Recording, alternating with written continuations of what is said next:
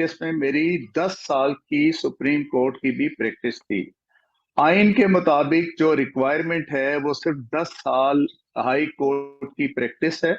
और अल्हम्दुलिल्लाह मेरा एक बड़ा प्रोलिफिक कैरियर था, मेरी बेशुमार रिपोर्टेड जजमेंट्स थी। मैंने I was a very busy lawyer. और 2011 में तो मुस्लिम लीग नून की गवर्नमेंट थी भी नहीं, पीपल्स पार्टी की गवर्नमेंट थी। आसिफ अली जरदारी साहब सदर पाकिस्तान थे, यूसुफ रजा गिलानी साहब उस वक्त मुल्क के वजीर आजम थे, और डॉक्टर बाबर अवान साहब उस वक्त पीपल्स पार्टी में थे, और उस वक्त वो वजीर कानून थे। तो इसलिए मुस्लिम लीग की मेरे पे इस हवाले से कोई मेहरबानी नहीं है। बिल्कुल ठीक है। एक चीज और क्लियर कर दें सर, दो सवाल हैं इसी एक सवाल के अंदर। पाकिस्तान तहरीक इंसाफ के रहनुमा फवाद चौधरी ने कई बार दावा किया कि आप मुस्लिम लीग नून के सेनेटर इरफान सिद्दीकी साहब की वजह से जज बनाया गया। इसमें यह भी कहा गया कि सिद्दीकी साहब आपके कजन हैं। तो जरा दो चीजें क्लियर कीजिएगा, क्या वाकई इरफान सिद्दीकी साहब आपके कजन हैं और उन्होंने आपको कोई फेवर दिलाई सर? देखिए जी, जहां तक इरफान सिद्दीकी साहब का ताल्लुक है इसमें कोई शक नहीं है, वो मेरे फर्स्ट कजन है, मेरी फुफ्फो जान के बेटे हैं। और दूसरी बात यह है कि जहां तक फवाद चौधरी साहब के इल्जामात का ताल्लुक है, मैं तो समझता हूं कि उनके किसी इल्जाम का जवाब देना मैं अपनी हद तक महसूस करता हूँ। बिल्कुल ठीक है, बिल्कुल ठीक है। सर एक सवाल और इसी सिलसिले में, आप पर मुसलसल इल्जाम लगता रहा है कि आप बतौर जज मुस्लिम लीग नून को फेवर देते रहे हैं। अगर ऐसा है तो किस चक्कर में दे दी, कहां फेवर दी सर आपने, अगर मैं आपसे पूछ सकूं तो सर? देखिए, मुस्लिम लीग नून का दौर 2013 से शुरू हुआ, जी। और जाहिर है 2018 तक था। अ, इस अरसे में जितना टफ टाइम बतौर जज मुस्लिम लीग नून को मैंने दिया है, शायद ही पाकिस्तान में किसी और अदालत से उनको टफ टाइम मिला हो। मैंने उनकी बेशुमार अपॉइंटमेंट्स जो ऐसी थी जो खिलाफ आइन और कानून थी, वो मैंने सेट असाइड की। मैंने उनके कम अज कम 5 जो हैवी वेट मिनिस्टर्स थे उनको कोर्ट में तलब किया, उनको बहुत से इल्जामात के साथ कन्फ्रंट किया और उनको डायरेक्शन दी कि आप ये काम करें, कोर्ट का ऑर्डर आपको मानना पड़ेगा। और जो अपॉइंटमेंट मैंने उनकी सेट असाइड की उसमें एक बड़ी मशहूर अपॉइंटमेंट है। ये मोहम्मद मालिक साहब हैं, एक जर्नलिस्ट जिनको एमडी पीटीवी बनाया गया जी। था, जी। और जाहिर है कायद और ज़ाबत के खिलाफ बनाया गया था। मैंने उनकी वो अपॉइंटमेंट सेट असाइड की, हालांकि उस वक्त एक मुस्लिम लीग नून की लीडरशिप जो है वो खासी उनको सपोर्ट कर रही थी। तो वही वजह है कि आज तक आपने कभी मोहम्मद मालिक साहब के मुंह से मेरे लिए कभी कलमा खैर नहीं सुना होगा। तो इसलिए ये कतन मैं अपने हल्फ के मुताबिक चलता रहूं। मेरे सामने अगर पीपल्स पार्टी का कोई केस पेश हुआ, उनका रिलीफ बनता था तो मैंने उसको दिया, अगर किसी का नहीं बनता था तो मैंने नहीं दिया। अल्हम्दुलिल्लाह यही वजह है कि आज पूरे पाकिस्तान में लोग मुझे इज्जत देते हैं और मुझसे मोहब्बत भी करते हैं। बिल्कुल ठीक है। आपके लिए भी कलमा खैर नहीं सुना, मालिक साहब के मुंह से शरीफ बरादरान या मुस्लिम लीग नून के लिए भी कलमा खैर नहीं सुना, तो वो दोनों तरफ बराबर का हाथ रखते हैं। अच्छा सर, फिर ये बताएं कि फेवर अगर दी नहीं है तो आप पर ये इल्जाम लगता क्यों है, या इसके पीछे एजेंडा क्या है फिर? देखिए, जब ये मैंने अपनी ये मामलात से शुरू हुए 2017 से, जब हजरत खादम रिजवी साहब का धरना था फैजाबाद वाला, अल्लाह ताला उनकी मगफरत फरमाए। तो आमीन। उसकी वजह से पूरी रावलपिंडी और इस्लामाबाद के दो शहरों के लोगों की जिंदगी जो है ना वो बिल्कुल चौक हो गई थी, ठीक। और पूरी एक्टिविटी यहाँ पर रुक गई थी। हमारे पास बहुत सी पटिशन्स आई कि जी के ये हमारे आईनी हकूक पामाल हो रहे हैं, तो इसको आप हटाएं। तो उस पर जब मैंने एक्शन लिया, और उस वक्त जाहिर है ये उस दौर की बात है जब पाकिस्तान की फौज के अपने मुताबिक वो उस वक्त तक ए पॉलिटिकल नहीं थे बल्कि फुली पॉलिटिकल थे। तो ये जो धरना था इसकी भी पैटर्नेज जो है वो फैज हमीद साहब फरमा रहे थे, और उनके जाहिर है बाकी साथी भी फरमा रहे थे। तो जब ये धरना, आप इस बात से अंदाजा लगाएं कि इस्लामाबाद की एडमिनिस्ट्रेशन ने जब ये धरना खत्म करने के लिए एफर्ट की, تو وہاں پر جو موقع پر موجود ایف سی تھی اس نے وہ کمانڈ ماننے سے انکار کر دیا تھا.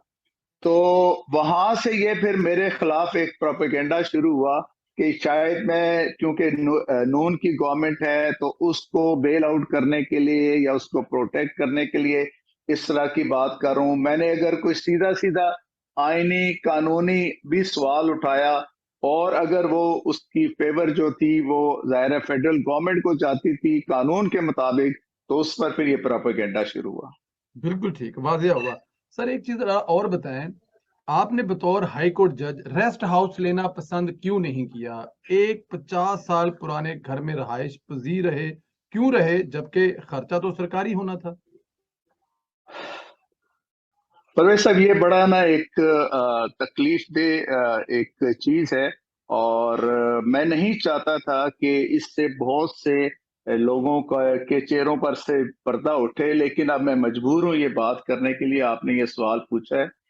میں نومبر 2011 میں جج بنا تو میں اسلام آباد میں شفٹ نہیں ہوا تھا, میں اپنے راول پنڈی کے گھر میں رہتا تھا لالہ زاد میں. لیکن محترم افتخار محمد چودھری صاحب جو چیف جسٹس تھے, انہوں نے تقریباً 5-6 مہینے بعد مجھے بلا کے کہا کہ تم اسلام آباد شفٹ ہو جاؤ, تمہارے سیکیورٹی کے ایشوز ہیں. تو میں نے انہیں کہا کہ سر چلیں کنفرمیشن تک دیکھ لیتے ہیں. انہوں نے کہا کنفرمیشن تمہاری تو ظاہر ہونی ہے, تمہارا اتنی زبردست تمہارا کام ہے, تم اس چیز کی اس پہ کیوں اپنے آپ کو کر. میں نے کہا نہیں سر, میں اصولی سی بات ہے, میں کنفرمیشن سے پہلے اسلام آباد نہیں شفٹ ہوں گا. خیر میری کنفرمیشن ہوگی, وہ بھی ایک کہانی ہے, شاید آپ نے امان مسعود صاحب کے ساتھ میرے انٹرویو میں وہ بات سنی ہوگی کہ میں نے آگے جا کے ذرا وہ بھی بتا دیجیے تاکہ یہاں بھی سننے والے سن لیں. ہاں, میں نے 19 نومبر 2012 کو ایز کنفرم جج اوتھ لینا تھا جی, لیکن اس وقت چونکہ اس سے 3-4 دن پہلے ہم سے میں محمد انور قاسی صاحب اور میری ایک ڈی بی تھی جس میں ہمارے پاس ایک ارلی ہیئرنگ کی درخواست آئی جو اشفاق پرویز کیانی صاحب کی مدت ملازمت میں توسیع کے حوالے سے ایک ریٹ فائل ہوئی تھی, وہ خارج ہوئی, اس کی آئی سی اے پینڈنگ تھی. تو 3-4 دفعہ وہ آئی سی اے فکس ہوئی, نہیں لگی, ارلی ہیئرنگ کی درخواست آئی. میرے سینئر جج صاحب نے مجھ سے پوچھا کہ اس کو الاؤ کر دیں, میں نے کہا جی کر دیں. تو پھر وہ الاؤ ہو گئی اور 15 دن کے بعد کا آرڈر ہو گیا کہ یہ فکس ہو, اور اس کے بعد ظاہر میڈیا نے ایک ہائپ کریٹ کر دی, اور اس ہائپ کے نتیجے میں مجھے اگلے دن جناب آصف سعید کھوسہ صاحب نے اپنے چیمبر میں طلب کیا, اور مجھے بڑے غصے سے انہوں نے کہا کہ یہ آپ نے کیا کیا ہے. تو میں نے کہا سر کس کیس میں؟ تو انہوں نے کہا یہ آرمی چیف کے کیس والا کیا مسئلہ ہے؟ تو میں نے کہا سر ارلی ہیئرنگ کی درخواست آئی ہے, وہ ہم نے الاؤ کی ہے. تو وہ فرمانے لگے کہ تم ملک میں مارشل لا لگوانے لگے تھے. اچھا جی, اور اس کو ہم نے اپنے ذاتی تعلقات استعمال کر کے اس مارشل لا کو روکا ہے. They are very furious about you, you must mend your ways. تو میں نے ان کو کہا, میں نے کہا سر ہم نے بڑی قربانیاں دیں, میری فیملی نے, میں نے, تمام پاکستان کے وکلاء نے, میں خود 18 دن بہاولپور جیل میں رہا لائرز موومنٹ کے دوران. میں کہا سر اگر ہماری قربانیاں ایک ایسی آزاد عدلیہ کے لیے تھیں جس میں ہم کسی مائٹی ون کے اگینسٹ ایک اپلیکیشن بھی ارلی ہیئرنگ کی نہیں الاؤ کر سکتے, تو پھر بھرلے مارشل لا لگ جائے پھر فرق کیا پڑتا ہے؟ تو اس پر خیر وہ بڑے سخت میرے ساتھ نالاں بھی ہوئے, اور اس وقت سے انہوں نے مجھے مارک بھی کیا. تو پھر جو اوتھ میں نے 19 نومبر 2012 کو اٹھانا تھا وہ میں نے 16 جنوری 2013 کو اٹھایا, وہ بھی کورٹ آرڈر کے تحت, جوڈیشل آرڈر. اب میں آتا ہوں سب کے گھر والے سوال کے اوپر. جب میرا یہ ہو گیا تو میں نے اپنے اسلام آباد کی جو ہائی کورٹ کی ایڈمنسٹریشن تھی, میں نے ان سے پوچھا, میں نے کہا یار یہ کیا ہو سکتا ہے ترتیب گھر یہاں پہ لینے والی؟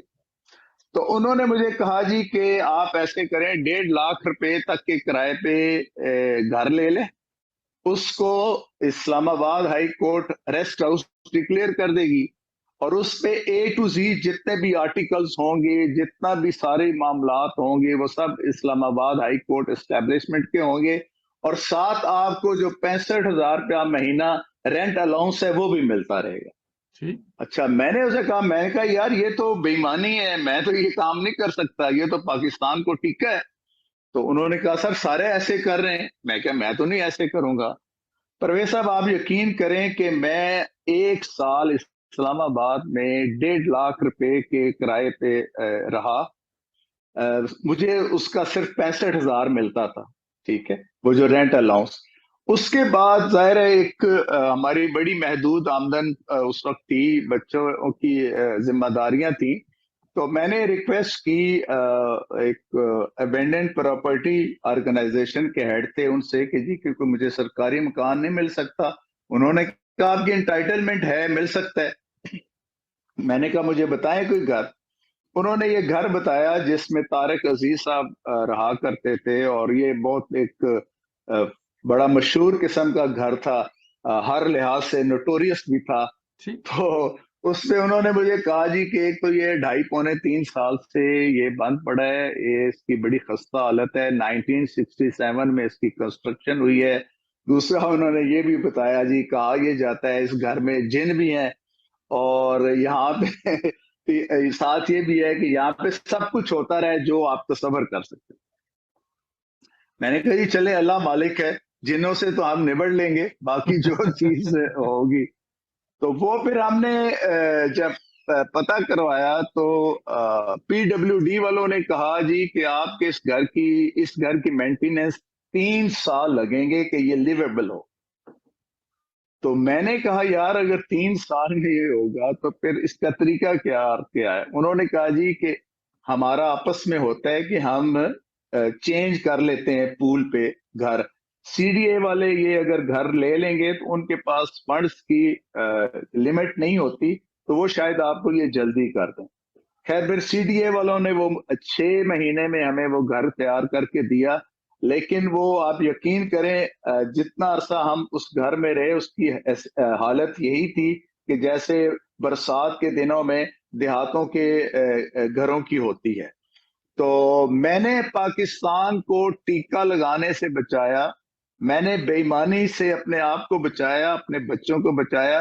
اس کی مجھے سزا یہ دی گئی کہ یہ میرے خلاف اس گھر کی تزئین و آرائش کے حوالے سے ریفرنس بنوا دیا گیا، جو دسمبر 2015 میں ثاقب نثار صاحب کی مہربانی سے وہ ان کی فرمائش پہ، بلکہ ان کی فرمائش پہ یہ ریفرنس میرے خلاف دائر ہوا تھا۔